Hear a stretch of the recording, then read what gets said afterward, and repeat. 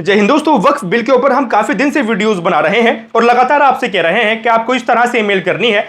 जो लास्ट 2 दिन रह गए थे तो उसके ऊपर भी मैंने आपको वीडियो में दिखा दिया था कि किस तरीके से आपको ईमेल करनी है। उससे पहले भी मैंने आपको बताया था कि किस तरह ईमेल करनी है, लेकिन फिलहाल आज का मुद्दा ये नहीं है। दोस्तों, मुसलमानों ने अपना जिंदा दिली का सबूत देते हुए कम से कम 5 करोड़ से 6 करोड़ के आसपास ईमेलें कर दी, लेकिन ये लोग अभी भी बाज नहीं आ रहे हैं। फिलहाल मैं आपको अमित शाह की एक वीडियो दिखा देता हूं, जहां अमित शाह कह रहे हैं कि इस बिल को जल्द ही सदन में पारित कर दिया जाएगा।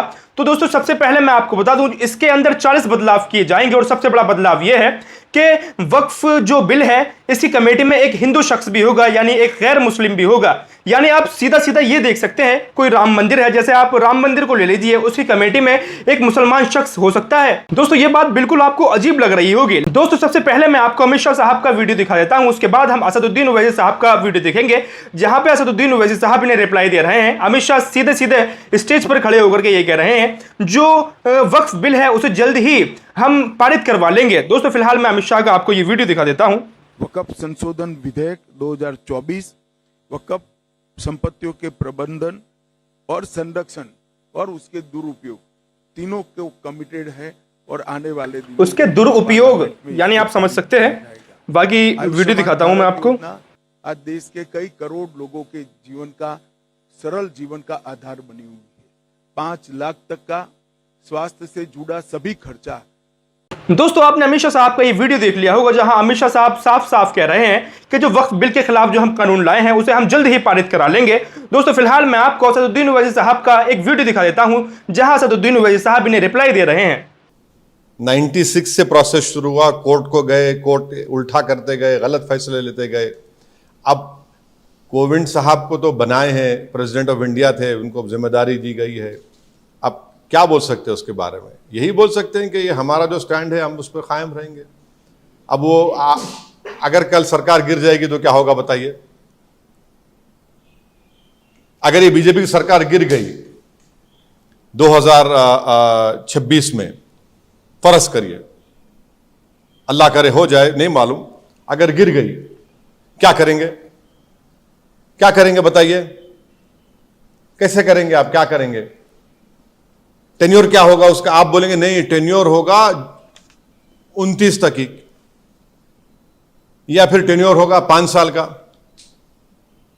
क्या है बताइए ना आप। मैं ये तो बोल रहा हूं भाई, भारत की जनता एक फैसला देती है, आप कौन होते भाई फैसला बदलने वाले? सर, ये बुलडोजर वाले इशू पे जो सुप्रीम कोर्ट का आया, नेक्स्ट हियरिंग का कुछ नहीं करने के लिए जो हिदायत। हाँ, नहीं, बहुत बहुत अच्छा फैसला है। हम तो चाहेंगे कि सुप्रीम कोर्ट जो 1 अक्टूबर को गाइडलाइंस देगा, हम तो बेचैनी से इंतजार में उन गाइडलाइंस के। 1 अक्टूबर तक तो कोई कुछ नहीं कर सकता भाई। आप बुलडोजर को ग्लोरीफाई कर रही थी बीजेपी, संविधान को ग्लोरीफाई नहीं कर रही थी। ग्लोरिफिकेशन ऑफ बुलडोजर हो रहा था। और आप देखिए, अगर किसी एक मोहल्ले में 50 घर है और सिर्फ घर तोड़ा जा रहा है अब्दुल रहमान का, तो आप ये बता रहे हैं कि वो पूरा मोहल्ला इलीगल नहीं है, सिर्फ यही इसका घर इलीगल है। ये कौन सा है? तो नफरत की मिसाल है ये तो कम्युनलिज्म है पूरा ये बीजेपी का। तो उत्तर प्रदेश में, मध्य प्रदेश में, गुजरात में, महाराष्ट्र में कैसे कैसे वाकयात हुए, दिल्ली में। देखिए, जो भी सरकार तोड़ना चाह रही है, ड्यू प्रोसेस को फॉलो करना पड़ेगा आपको, नोटिस देना पड़ेगा आपको। आप मनमानी नहीं कर सकते। कोर्ट का स्टे है तो भी तोड़ दे रहे आप। इलाहाबाद में वाइफ के नाम पे घर है, क्योंकि उसने CAA प्रोटेस्ट में हिस्सा लिया, आपने पति को नोटिस दे घर तोड़ दिया आपने। तो ये तो जुल्म है ना। इसमें आप मेरे मालूम था आप पूछेंगे, मेरे जवाब में वो भी शामिल है।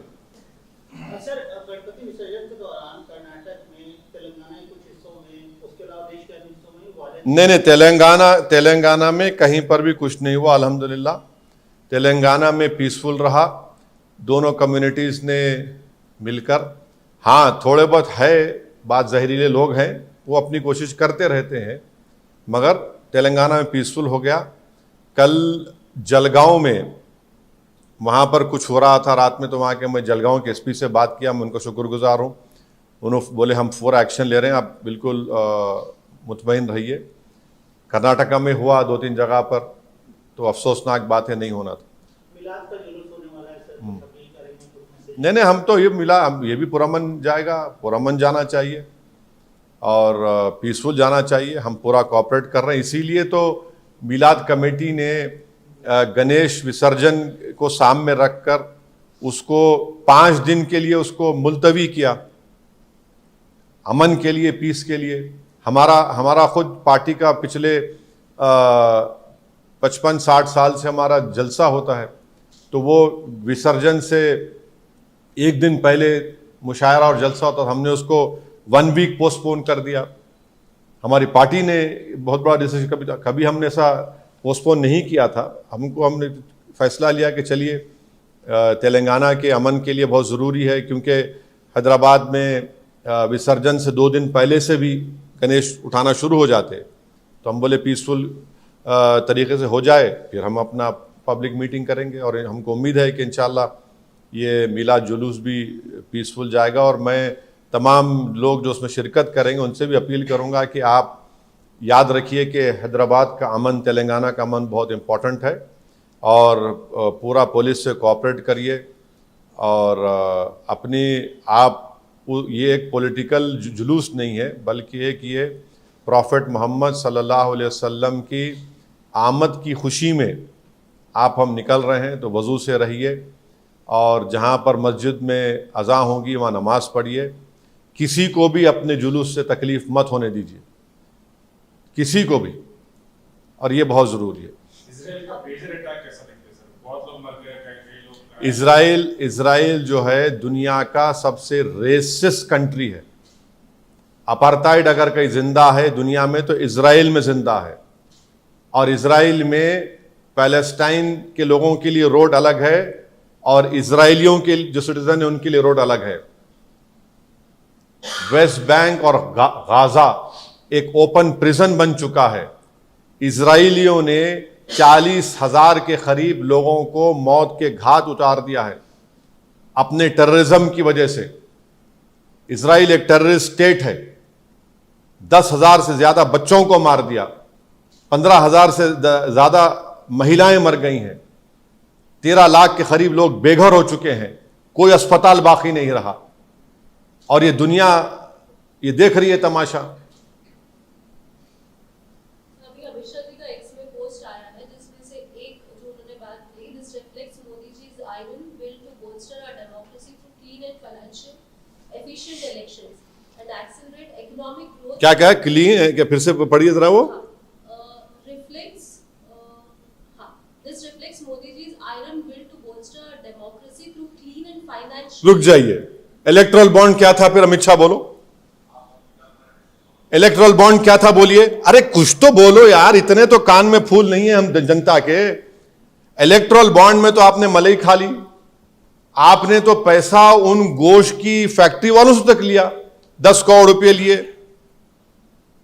क्लीन इलेक्शन फाइनेंस, अब इलेक्ट्रल बॉन्ड तो आप तो भाई, आप तो माने खारून का खजाना भी कम हो जाएगा आपके सामने, इतना मिला आपको। इलेक्ट्रल बॉन्ड क्या था? वो क्लीन था। वो क्या क्या नहीं कहा गया सुप्रीम कोर्ट में उसके बारे में, क्या क्या आप लोगों ने उसके बारे में स्टोरीज लिखी। तो ये नहीं है, ये सब ये जस्टिफाई करने की कोशिश कर रहे हैं, गलत है ये। इकोनॉमिक ग्रोथ एक्सेलरेट होगा। इकोनॉमिक ग्रोथ एक्सेलरेट 10 साल से नहीं हुआ, इसकी वजह से नहीं हुआ क्या? अब देखिए कितना, अब एक जुमला बोल दिए, अब कल से शुरू हो जाएगा। 10 साल से आपका इकोनॉमिक एक्सेलरेशन इसलिए हो क्योंकि आपने डिमोनेटाइजेशन बोला, हाँ, फिर आपने कहा कोविड को बोल दिया, फिर आपने कह दिया कि हम तीसरी बड़ी इकोनॉमी बन जाएंगे।